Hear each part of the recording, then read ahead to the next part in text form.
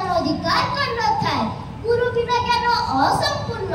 घूर अर्थ अंधार और रूर अर्थ दूरेबा। अंधार रुचिए आलोक देखांती से हे गुरु। एठारे उपस्थित पूज्य गुरुजी और गुरु मानकु सर्वप्रथमे प्रणाम जणाउछि।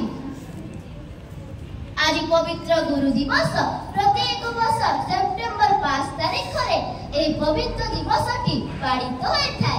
आज गुरु दिवस रे मु आपण मानक सम्मुख रे किछि मनर कथा कहया पई छिड़ा होइछि।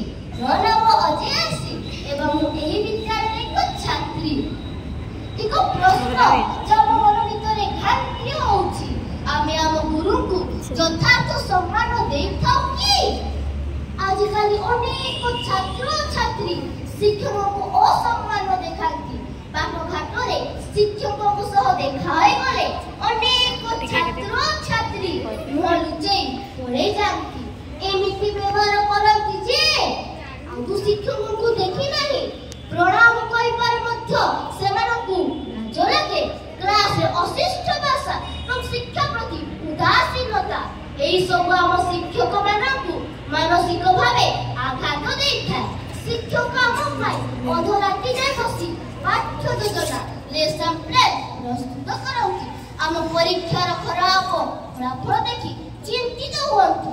आम सफलता पाई जो स्वास्थ्य को बड़ी देइथांती तथापि आमे केवल एक थैंक यू मध्य कहया पाई भूली जाऊ। आज शिक्षक जीवन कष्टकर।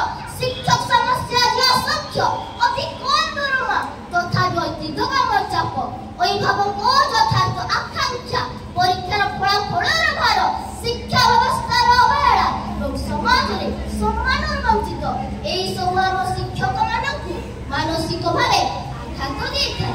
आम क्या बुझा पड़िबो जे शिक्षक मध्य जन मनीष तांकर मध्य भावना अछि यंत्रणा अछि तथापि शिक्षक माने आम पाई हसी हसी सहंती। मु मोर सहपाठी मानकु अनुरोध करूछि जे आज आम एठार प्रतिज्ञा नेबा जे भविष्यत आम जोठी थाउ जदि आम गुरुजी और गुरुमा असुविधा थिबेले आम समस्त मिसी तांके सम्मान और सहयोग हाथ बढ़िबा। डॉक्टर सर्वपल्ली राधाकृष्णन कहछंती भारतवर्ष जदि दृष्टि रहिछि केवल साधु संत और महागुरु को पाई गुरु का आदर्श में अनुप्राणित होई देश और जातिर सुनाम रखु। शिक्षक शब्दर अर्थ जे पथ प्रदर्शक किंतु गुरु शब्दर अर्थ स्वयं नारायण।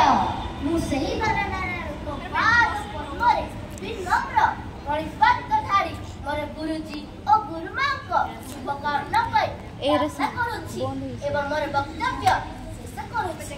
धन्यवाद।